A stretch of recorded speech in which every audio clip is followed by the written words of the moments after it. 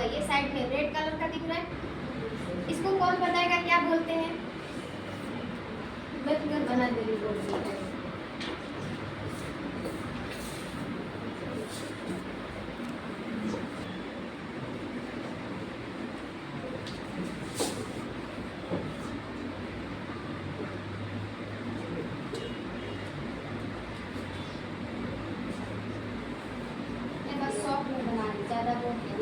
ठीक है, इसको बोलते हैं यूटेरस। क्या बोलते हैं? यूटेरस बोले तो बच्चेदानी। क्या बोलते हैं? बच्चेदानी या गर्भाशय भी से कहा जाता है। ये पीरियड्स की शुरुआत आखिर कैसे होती है और क्यों होती है? पहली बात, ये लड़कों को पीरियड्स नहीं होते। किसको होता है? सिर्फ और सिर्फ लड़कियों को। कारण क्या होता है? क्योंकि लड़कियों के अंदर ये यूटेरस यानी बच्चेदानी होता है, इसके वजह से उनको क्या होते हैं? पीरियड्स आते हैं। कैसे आता है? आपको ये दो साइड में दिख रहा है गोला हुआ, इसको बोलते हैं ओवरी। क्या बोलते हैं? ओवरी बोले तो अंडाशय। क्या कहते हैं? और इसके साइड में आपको अंगुली जैसी संरचना दिख रही है ना, इसको बोलते हैं फिमरी। क्या कहते हैं? फिमरी या झालर भी कहते हैं। ठीक है, और ये जो आपको पतली लाइन जैसी दिख रही है इसको बोलते हैं अंडवाहिनी यानी फैलोपियन ट्यूब। और ये वाला साइड को छोड़िए, इसको टुंबक क्षेत्र बोला जाता है। मेन मतलब हमको इधर से ये, और ये है गर्भाशय। ठीक है, पीरियड्स की शुरुआत कब होती है? आप कहाँ रहते हो? आसमान में, जमीन में, घर में, बाहर? कहाँ रहते? जमीन में। कहाँ रहते? घर ही में ना। मतलब आप सभी का निवासी स्थान घर है। एक जानवर होगा, उसका घर कहाँ पे होगा? जंगल में होगा। एक चींटी जो रहती है उसका घर कहाँ पे? बिल में। जंगल में, बिल में रहती है। ठीक है, मतलब हर किसी के रहने का जगह अलग अलग है। वैसे हमारा भी जगह अलग है। सेम वैसे ही हमारे जो शरीर के अंदर ये जो अंडाशय है, इस अंडाशय को घर बोला जाता है। ये किसका घर है? तो अंडाशय को यानी अंडा को पूरा आधा करेंगे अंडाधन आशय, यानी कि अंडाणु के रहने का ये जगह होता है। इसी के अंदर अंडाणु बनते हैं। ये दोनों के अंदर बनते हैं अंडाणु। ठीक है, और ये अंडाणु कब एक्टिव होते हैं, कब बनते हैं? जब माँ के पेट में जब कोई छोटी बच्ची रहती है ना, वो लगभग 6 सेमेस्टर के आसपास में, तो उनका शरीर में यूटेरस बन जाता है। और उसी समय लगभग 12 से 10 लाख के आसपास में अंडाणु के शरीर में एक्टिव हो जाते हैं, मतलब बनना चालू हो जाते हैं। अब बन क्या, तो इसका मतलब ये नहीं कि उसको उसी समय से पीरियड आ जाएगा, ऐसा बिल्कुल नहीं है। जब वो बच्ची बड़ी होती है, एक छोटा सा शिशु जो अभी नया अभी आज ही जन्म ली है, एक बेबी, अब वो धीरे धीरे बड़ी होगी। वो 1 साल की होगी, 2 साल की होगी, 3 साल की होगी, फिर धीरे धीरे 11 और 12 साल की होगी। पीरियड मैंने लिखा था ना, कब शुरुआत होती है? 11 से 12, किसी का 13 में भी चला जाता है। लेकिन आजकल वो जो पीरियड्स आ रहे हैं वो यही डेट है। मतलब जब वो लड़की 11 और 12 साल की होगी तो उनको पीरियड्स कब हो जाएंगे?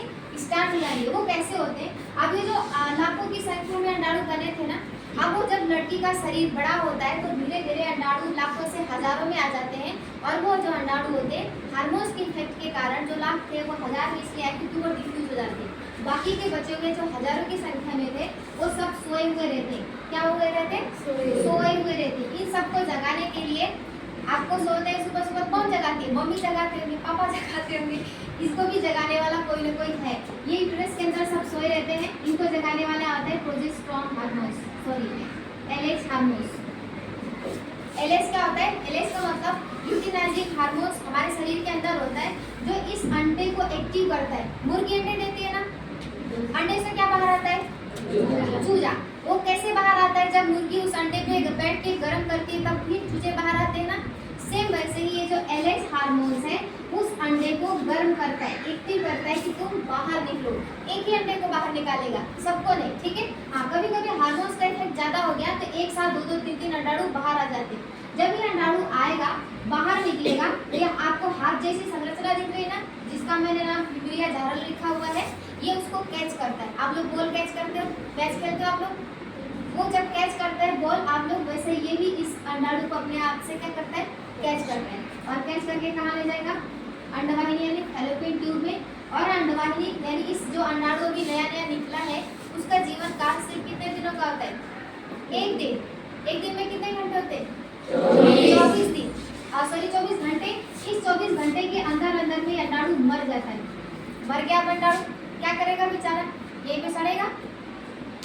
कोई जानवर, कोई व्यक्ति, किसी की डेथ हो जाए, वो फिर उसको? अगर हमारे घर में किसी का डेथ हुआ है तो हम उनको ले जाते हैं, जला देते हैं, कोई परवाह करता है? मतलब ऐसा कुछ करते हैं ना, मतलब उसको कहीं न कहीं ठिकाने लगा देते हैं। लेकिन ये जो है हमारा तो शरीर के अंदर, इसको कौन ठिकाना लगाएगा?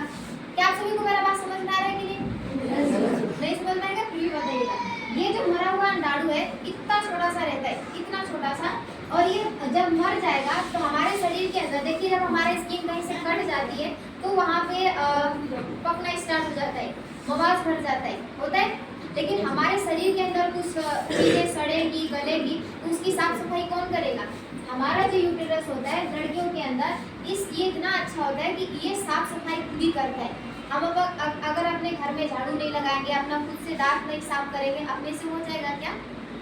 हमें खुद करना पड़ता है। लेकिन ये हम इसको नहीं भी करेंगे फिर भी यूटेरस अपने आप से इसकी साफ सफाई खुद ही कर देता है। अब क्या होता है, ये जो अंडाणु मर गया ना, इसको आगे ले जाने के लिए प्रोजेस्टेरोन हार्मोन आता है। कौन सा हार्मोन? आप अभी 8 में है ना, आपको 9th और 10th के बुक में ये सब मिलेगा। ये प्रोजेस्टेरोन हार्मोन इसको पुशअप करता है, धक्का मारता है। इसे गोली है ना, आप गोली खेलते हो? नहीं खेलते? कोई बात नहीं।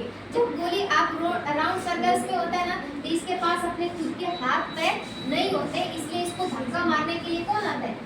प्रोजेस्टेरोन हार्मोन आता है। तुम आगे बढ़ो, आगे बढ़ो, मतलब इसको धक्का मार मार के आगे ले जाता है।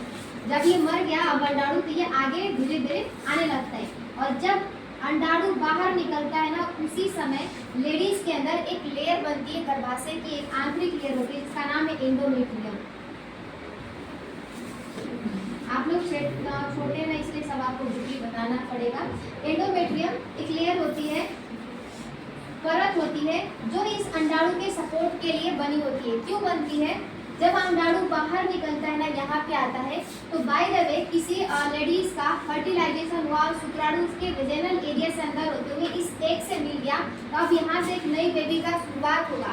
मतलब वो जो लेडीज थी, इस अंडाणु से मैच करने के बाद अब वो धीरे धीरे बेबी में कन्वर्ट हो जाएगा। लेकिन अगर ये शुक्राणु इसको नहीं मिला, तब ये अंडाणु मर जाएगा ना। और ये जो लेयर बन रही थी इस बेबी के सपोर्ट के लिए बनी थी, अब इसका भी कोई काम नहीं रहता है, तो अब ये धीरे धीरे टूटने लगता है और ये अंडाणु भी इसके साथ में आके मिलके ये भी खत्म होने लगता है।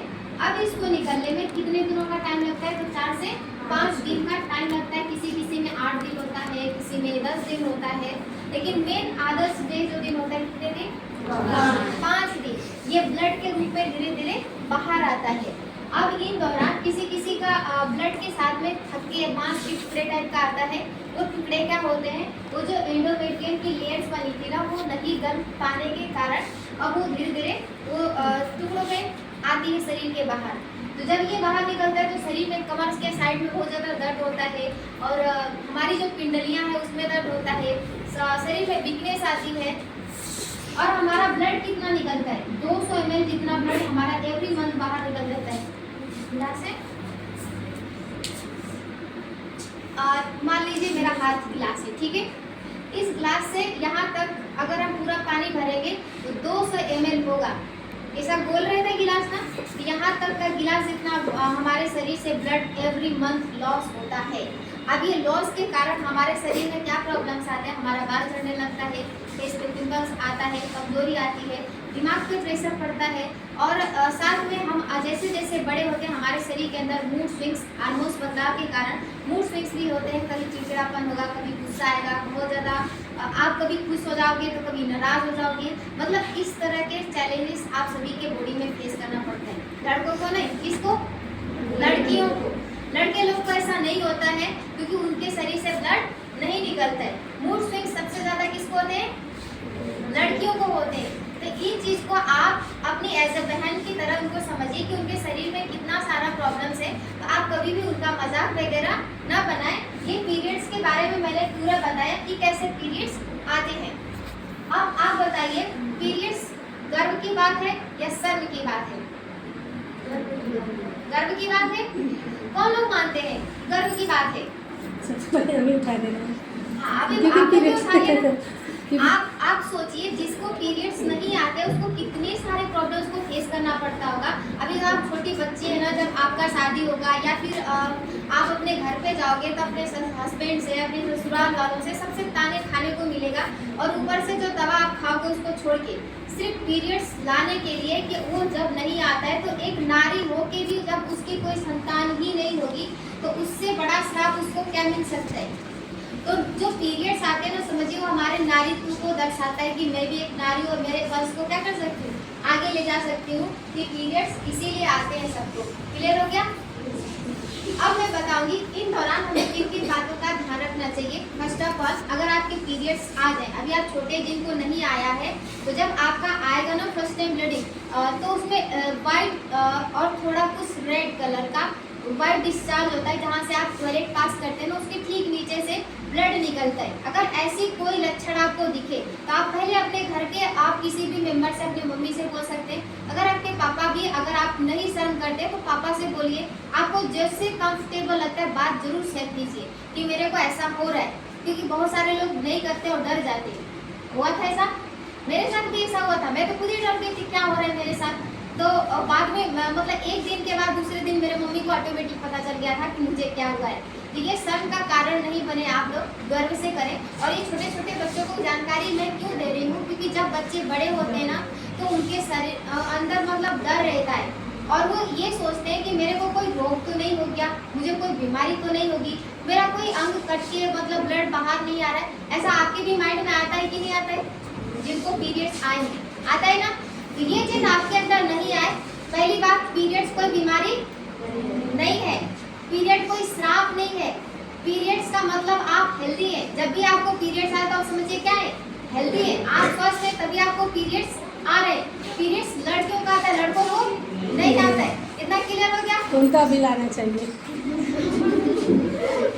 कितना हो गया?